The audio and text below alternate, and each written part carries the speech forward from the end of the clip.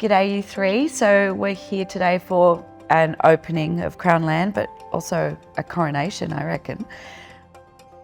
It's so great to have you actually in the space. This show's been a couple of years coming, and it really started from the great conversations that you all had together too. And I think, Karla, let's start with you, because your work, you've always worked with the monarchy or the Queen as you know, sort of central to what you talk about in your work. Well, I guess she's been such a, from the time I was at school, there was always a photo of the Queen. I remember at the bottom of our stairs at Gardeners Road Public School, Elizabeth was there. My grandmother, my Aboriginal grandmother, loved the outfits. She was always like, had the Women's Day or whatever, and, oh, I like that hat, or monarchy has such a huge presence.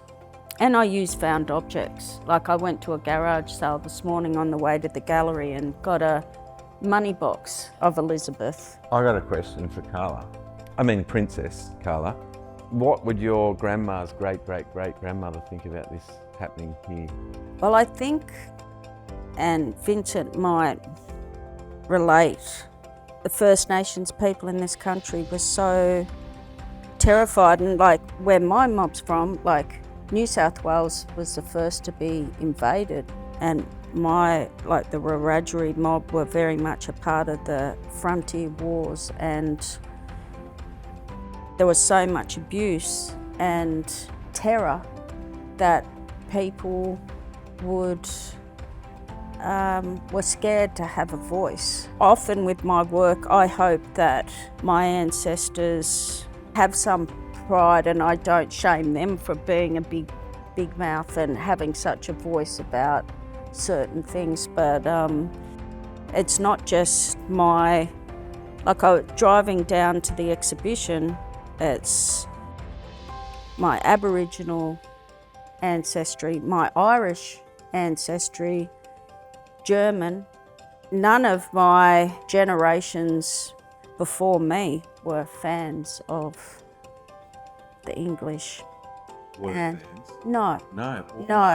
No, all under the effect. So it's not just, I sit here not just as a Wiradjuri woman, but with Irish history and of course my passions and my knowledge and my belonging. I live in Australia, and this is where I connect. Yeah, it's not only whitewashing, it's also a form of blood washing, because my blood, I've always said it publicly, I'm Irish.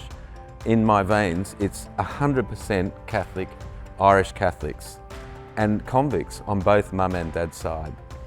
So, and the way we've evolved history in 200 years, us white fellas, to have this Australian brand, really proud of our Australian identity, even though all of my forebears were convicts and would have hated the fact that the Union Jack still exists.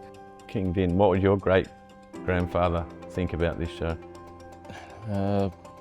To be honest, he'll just be proud that an Aboriginal man is painting himself as an image of a king or something like that, a royal figure. Yeah. Because my great-grandfather, he received the coronation medal from the Queen's mother. Yeah. Now you've got new portraits to paint into the future. Yeah, how do you feel The about king. being coronated today? Feeling good. Finally. Finally. Need to get you a sash or something. So tell us a little bit about the work that you both made in the studio together and that time that you had. Vinny and I have been working together a few years now, out on his country and in my shed, and he's been teaching me a lot about country and respect for country. I don't have much to offer him in return, except maybe like how to fill out a quarterly BAS statement, which is pretty fucking boring, Jez, but anyway, I'm sorry, Vinny. And how to charge an electric car, that's been superlatively exciting for him. But when he came, like the last time he came, the time before he came to my studio, the Queen had just died, and he walked in the door and said, I'm not painting the Queen anymore. Yes. That was the first thing that I said. Yes. I'm painting the King. Yep. And so we did. We just started making work together, and that's this work. And I mean, making work together is a good way, like, to really have conversation, because you're together for hours and hours. So you just start discussing everything, our histories, our shared histories, our separate histories, our future, the absurdity of him being a subject of a new king, that the king, does the king know that Vincent's his subject? It's so bizarre, so ridiculous. I mean, it's one of these stupid social, I don't know, like fairyland. It's obscene and ridiculous and funny, and we laughed a lot as well. So humour is such a part of your work, Vincent, and continues to be. Why is that so important for you? It's just, humor is just, it's fun, it's exciting, and yeah, it's not even boring. You gotta have fun with work, you know, with your art. Everyone's gotta have fun. Yeah. Yours too, Karla. Yours is very dark humour, but it's still very funny. I have got a dark sense of humour, and my brother often says, you know, you're so miserable, when are you going to start making art, some happy art? And I've tried, and the thing that makes me happy in the studio, like the darker my work is, and it's got a little bit of I sleep really well, I'm really happy. That's how I find life. I find it, like when we were talking before, like I constantly heartbroken about things happening in the world. So it's about telling the truth, but also, and blackfellas are really funny. It's like if you couldn't have a good laugh at, like, of the insanity, so much insanity in this country. I don't want to become a victim to the harsh reality. And I do love it when people get my sense of humour with my work. One day Vinny said, we're looking at images on the internet of the king, the new king, and there was a corgi. He said, I've got a corgi. I was like, bullshit, Vin. Tell him about your corgi. We should put a picture up so people can make their own fucking mind up, because it's not a fucking corgi. It's a dingo, short-legged dingo. It's a tiny little legs. It's got those little legs, yeah, but maybe, say, 75 centimeters maybe. And so there is a portrait in the show of Ding. Yeah, talk about that. There's a portrait of my dog in the show, and the dog is named Dingo. Yeah. And who else have we got? We've got across in these portraits here, Vincent. We have myself. I'm sometimes when I'm with family and with friends, or with other people in the studio with 30 other artists. I find it very happy, and that's why I just plug in my headphones and just put on the AC/DC. This one here behind me is the portrait of my great-grandfather, Vincent Namatjira. The reason why I paint the king is today, King Charles, is because he acquired the work of my declaration with the Captain Cook when he was a prince. Yes, and that's why I chose to paint. And the next one is me. I put myself on the throne as a symbol, as And then we've got, of course. And then the dingo. And then we have my every man's best friend. Yeah. Yeah. It's a little corgi dingo. Red hair, such this little thingy. Yeah. Chases me from the house to the art center every day. When I'm not at the house, he's at the art center. When I'm not at the art center, he's at the house. He knows where I am. So he's a good companion all the time. Yep. He's pretty cute. A dingo head with a corgi body. Yes. Poor little fella. This work here is, to me, in a sense, it's like with the two skulls on the bottom. It's like the forgotten indigenous people who went overseas and got buried overseas, never came back to Australia. That's what that represents to me. There's two skulls on the bottom. There's Cook. As I said in the beginning, the declaration with Cook was acquired by Prince Charles when he was a prince, that is king today. And also Ned Kelly, the famous bushranger. And then that really intensely wild crown that you've got, Ben. Yeah, well, we didn't know it was going to be in the show when we made it. It was really an experiment, and it's our first proper collaboration. Yes, first. When we actually worked together on one work.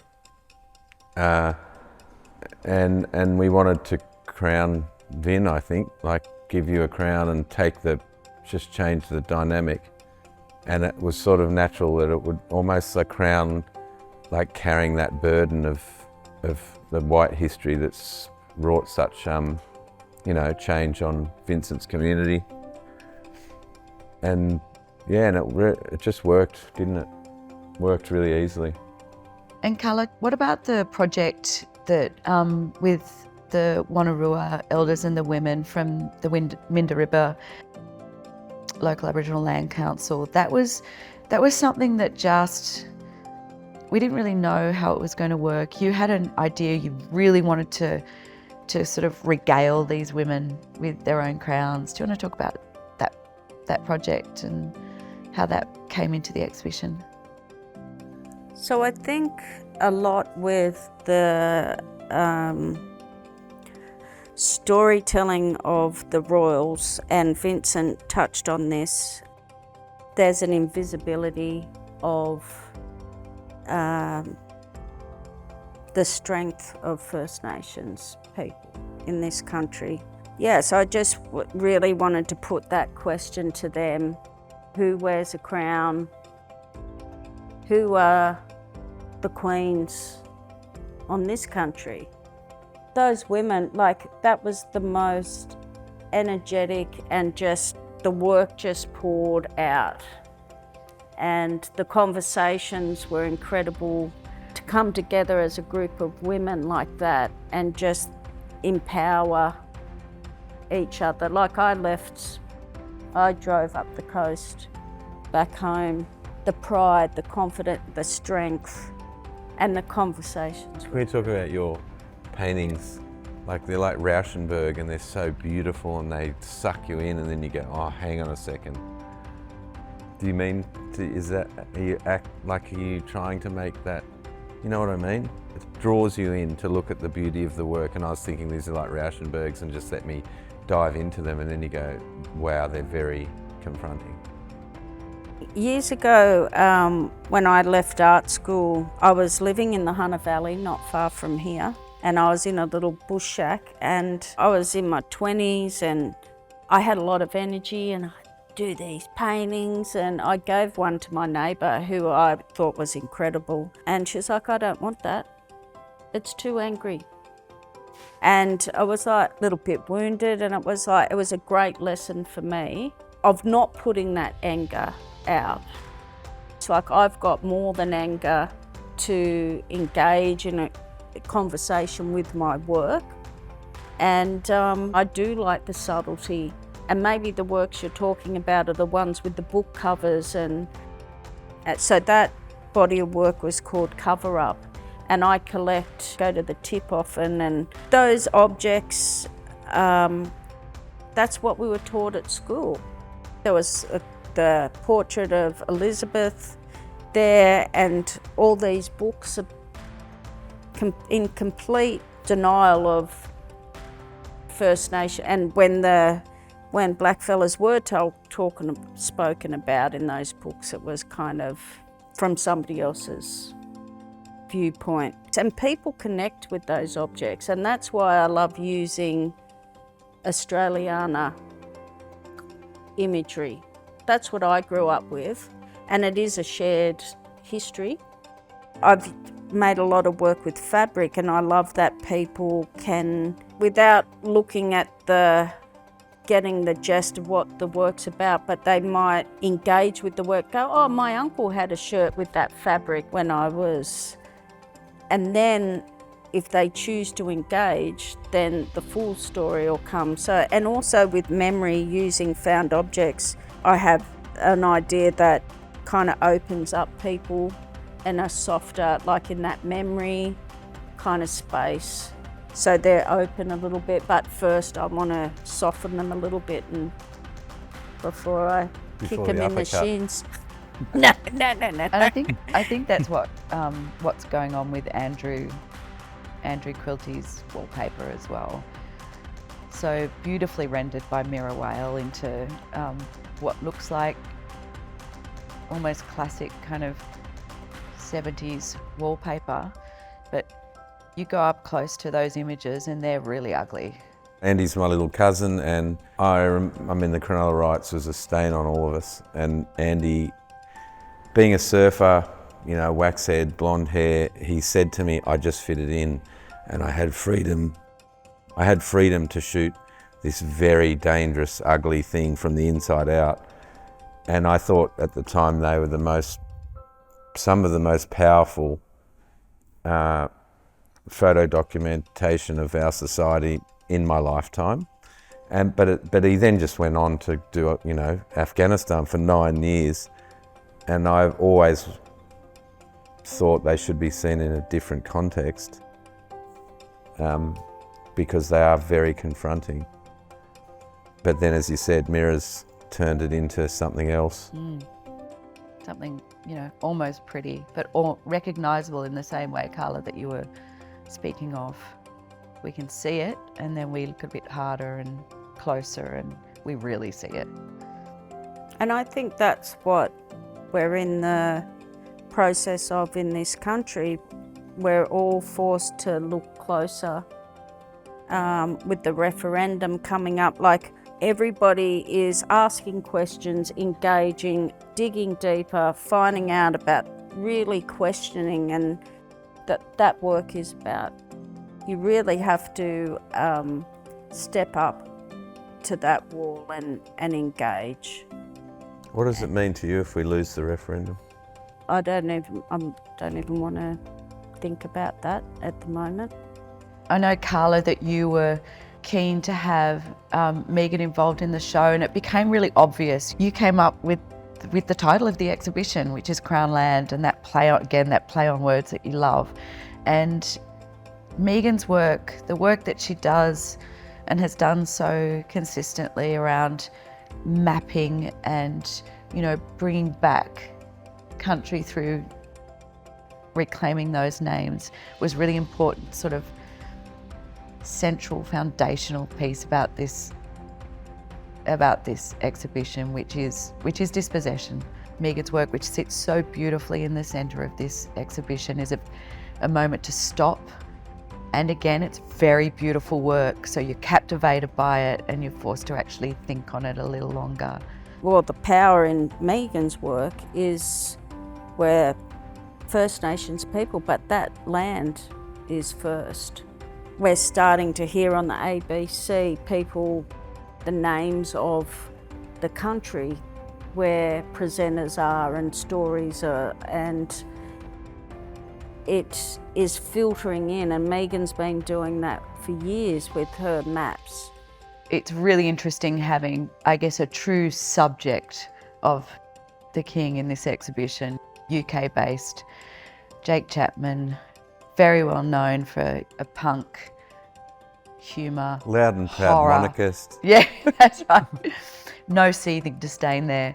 And having that absolute raw kind of disdain is probably the best word, that plays out in these very, as you said, very satirical, very funny, very dark works that he's produced, of where he's actually using currency, which is not a new thing for artists, to actually reclaim currency, reclaim a flag, mess around with those things. And so these 10 quid notes that we have here really emphasise that. What he's done in this work, some of them have the Queen's face sort of decomposing as he was making these works after she died, like all of us. So the Queen, it's not just a sort of a slightly horrifying image of the monarch. Well, she's just like one of us, flesh and bones. But it's also fully punk. So this is, to me, speaks of that UK tradition of anti-authority, anti-monarchy. Everyone had the Sex Pistols t-shirt with the Queen's face on it. You know, it works well in all of that context. And Do you want us to dance now? I love it, totally. God save the Queen! No.